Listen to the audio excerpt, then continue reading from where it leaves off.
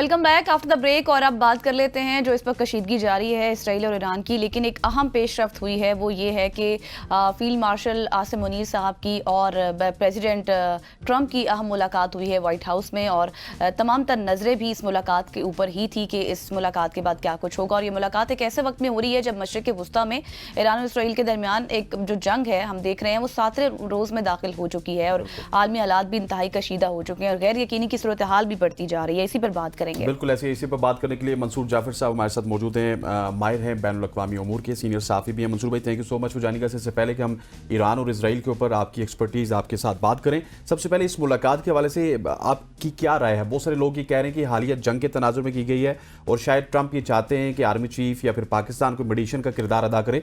आपकी क्या राय है इस हवाले से?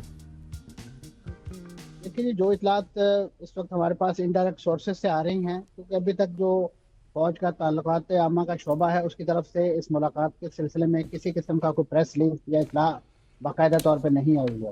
जो मुख्तलिफ मीडिया हाउसेज रिपोर्ट कर रहे हैं बैन अवी या ख़ास तौर पर वाइट हाउस से रिलेटेड, वहाँ से ये इतलात आ रही है कि डोनाल्ड ट्रंप साहब की ये जो मुलाकात है आसिम मुनीर साहब के साथ, ये बकौल डोनाल्ड ट्रंप के उन्होंने जो पाकिस्तान भारत जंग बंदी के हवाले से जो किरदार था अमेरिका का, उसमें एक लिहाज से साथ देने पे और बात मानने पे कि उनके कहने पे ये जंग बंद की गई है, तो उसके शुक्रिया के लिए ये सारी महफिल सजाई गई थी और उनके एजाज़ में खाना। यकीनन उसकी साइडलाइन पे और बहुत सी भी बातें हुई होगी, लेकिन उसकी तफसील जो है मैं समझता हूँ अभी कोई मुसद्दका ज़राए से हमारे सामने नहीं आई है।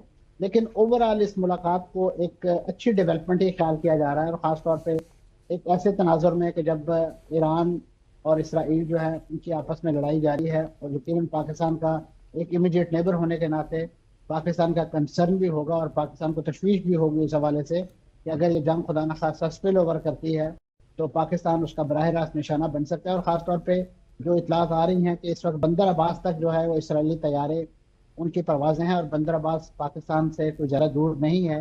तो ऐसे मौके पे यही महसूस होता है कि ये तैयारे अगर इसराइल से प्रवास करके यहाँ तक आए हैं तो इतने लंबा फासला जो है वो बगैर रीफ्यूलिंग के नहीं हो सकता, या फिर दरमियान में कोई ऐसा मुल्क खत्ते में मौजूद है कि जहाँ से ये फ्लाई करते हैं और ईरान में अपने अहदाफ को निशाना बनाते हैं। तो ये तशवीशनाक सूरत हाल है। यकीनन इस पर भी दोनों रहनुमाओं की किसी न किसी दर्जे में बात हुई होगी, लेकिन जो बुनियादी यानी इस नुक्ता बयान किया जा रहा है वो यही है कि ट्रंप साहब ने आसिम मुनीर साहब का शुक्रिया अदा किया कि उन्होंने उनकी और उसके बारे में उनके खास तौर पे ईरान के हवाले से जो उनकी एक्सपर्टाइज उनकी समझ बूझ है उसको उन्होंने काफ़ी सराहा है। लेकिन मंसूर साहब, एक सवाल का जवाब दीजिएगा। हम देख रहे हैं कि ऐसी सूरत हाल में मुलाकात होना, जब जंग भी ज़्यादा हो रही है, फिर उसके बाद G7 की मीटिंग छोड़कर प्रेसिडेंट ट्रंप का जाना, आप समझते हैं कि ये इसराइल की तरफ से कोई एक मैसेज हो सकता है अमेरिका को? और जिस तरह से हम धमकी अमेज बयानात भी सुन रहे हैं आयतुल्लाह खामनाई के हवाले से कि उनको भी टारगेट किया जा सकता है, तो क्या अमेरिका वाकई ईरान के खिलाफ भी कोई कार्रवाई कर सकता है, या सिर्फ आपको लगता है कि एक दबाव ही है? देखिए, जो डोनाल्ड ट्रंप साहब के बयानात हैं वो काफ़ी ज़्यादा गोमगो की कैफियत पैदा करते हैं। वो खुद इस बात का इंदिया देते हैं कि मैं ये कर सकता हूँ, मैं ये नहीं कर सकता हूँ।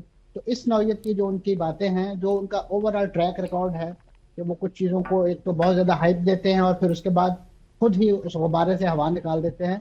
तो इस वक्त अमेरिका खुद इस मखमसे में है कि वो इस जंग में कूदे या ना कूदे, क्योंकि अमेरिका को भी मुकम्मल तौर पर इस बात का एहसास है कि ये जंग है उसके शमूलियत के बाद जो है फिर ये इसराइल और ईरान के दरमियान जंग नहीं रहेगी, ये बुनियादी तौर पे अमेरिका और ईरान के खिलाफ मार्का हो जाएगा।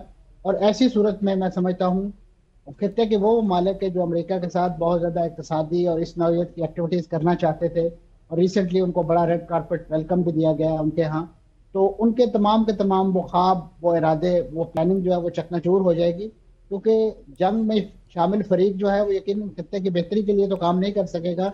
वो अपने तमाम रिसोर्सेज जो है वो इस जंग को बढ़ावा देने के लिए और इसमें ज़्यादा से ज़्यादा मिलिट्री गेन के लिए सर्व करेगा। तो मुझे एक खदशा है कि डोनाल्ड ट्रंप साहब जो है वो इस जंग में कूद पड़ेंगे, क्योंकि उनका जो माजी का ट्रैक रिकॉर्ड है बिलखुसूस इन मुज़ाकरात के हवाले से जौहरी तवानाई के लिए किए गए, तो उसमें उन्होंने सिर्फ 2 माह का बड़ा ही मुख्तसर टाइम दिया, और उसके बाद जैसे ही वो 2 माह मुकम्मल हुए तो इसराइल ने जो है वो ईरान पर चढ़ाई कर दी। तो उससे ये अंदाज़ा होता है कि उनके यहाँ एक सेट एजेंडा मौजूद है और वो उसी की प्लानिंग जो है वो मुख्तलिफ फेजेस में वक्तन फवक्तन अपनी तरजीहात और अपने प्लान के मुताबिक कर रहे हैं। ज़मीनी हक़ाइक़ क्योंकि उनके लिए अभी तक उतनी चैलेंजिंग नहीं है। खित्ते के ममालिक जो हैं वो सिर्फ और सिर्फ डिप्लोमेसी या गुफ्त शनीद उस नौयत की ही सरगर्मियों में मुलव्वस हैं, क्योंकि उन्होंने अभी तक अमेरिका को ये पैगाम नहीं दिया कि आपकी सरजमीन, हमारी सरजमीन पर जो आपके बेसिस हैं वो हमारे लिए भी सिक्योरिटी थ्रेट हैं और आपके लिए भी सिक्योरिटी थ्रेट है। तो इस नौयत के मैं समझता हूँ जो कैटेगोरिकल जो स्टांस है वही अमेरिका को किसी तरीके से इस जंग में उलझने के लिए या इसमें शामिल होने के लिए रोक सकता है। बसूरत दीगर तो आपके सामने है कि आज तक अमेरिका या इसराइल जो है उन्होंने किसी ना मुल्क की सुनी है, ना किसी बैन अवी कानून की सुनी है, ना किसी ज़ाब्ते और कायदे को खातिर में लाए हैं। उसका नतीजा इस वक्त गजा में जो तबाही और बर्बादी है उसमें हमारे सामने है। बिल्कुल। अच्छा मंसूर साहब, आपका वक्त बड़ा कीमती है क्योंकि हमें पता है कि आप इसके बाद भी कहीं बैठेंगे। मुझे सिर्फ लास्टली ये बताइएगा कि ईरान और इसराइल की जंग में हम सोशल मीडिया पे बहुत कुछ देख रहे हैं, लेकिन आप इस पे बड़ी गहरी नजर रखे हुए, क्या जरूरत पड़ गई अमेरिका को कि वो अब इस पे कूदेगा? क्या ईरान ने उनकी एक्सपेक्टेशन से ज्यादा जवाब दिया इसराइल को? ना कोई शक नहीं जी, एक तो ये जवाब एक्सपेक्ट ही नहीं किया जा रहा था, लेकिन अब आज by the time we speak इस वक्त भी तकरीबन 20 मिसाइल जो हैं वो ईरान की तरफ से फायर किए गए हैं और उनमें से 3 मिसाइल जो हैं इस वक्त तल अवीव में गिर चुके हैं। यकीनन उससे जो नुकसान हुआ है, और ख़ासतौर पर इस वक्त जितने बड़े पैमाने पे एक रिवर्स माइग्रेशन इसराइल से जारी है, ख़ासतौर पर वो इसराइली जो ड्यूल नेशनल हैं वो मुख्तलिफ तरीक़ों से, चाहे वो निजी किश्तियाँ हैं, वो इस वक्त इसराइल से फरार इख्तियार कर रहे हैं।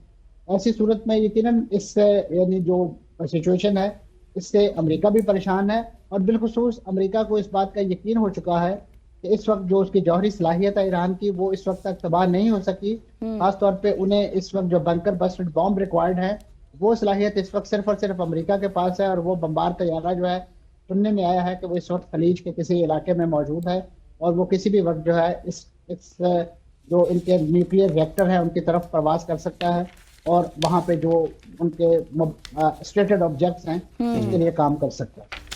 सही, thank you so much Mansoor Jafar साहब आपके प्रीशियस टाइम के लिए कि आपने इस वक्त हमारे लिए टाइम, और इसके ऊपर हम कॉम्प्रिहेंसिव बात कर रहे थे कि ईरान और इसराइल का जो कॉन्फ्लिक्ट इस वक्त जारी है। बिल्कुल ऐसे ख़वातीन वज़ात, अब रावलपिंडी इस्लामाबाद का रुख करेंगे। रावलपिंडी इस्लामाबाद को सबसे बड़ा जो पानी का सोर्स है ना वो मेरे हिसाब से रावल डैम में पानी का एक बड़ा जरिया है। रावल डैम की अगर बात की जाए तो रावल डैम में पानी बहुत कम होता हुआ हमें नज़र आ रहा है और उसकी जो पानी की शरह है वो ख़तरनाक हद तक कम हो चुकी है, खुश्क होने के करीब है। मौसमियाती तब्दीलियाँ, बारिशों की मुसलसल कमी और पानी के गैर दानिशमंदाना इस्तेमाल ने सूरत हाल को संगीन बना दिया। अगर यही हालात रहे तो यूमिया 25 से 30 मिलियन गैलन पानी की किल्लत इन जुड़वा शहरों के बासियों के लिए बड़ा बहरान होगी। इसी हवाले से अरशद शाद हमें रिपोर्ट कर रहे हैं। जी अरशद।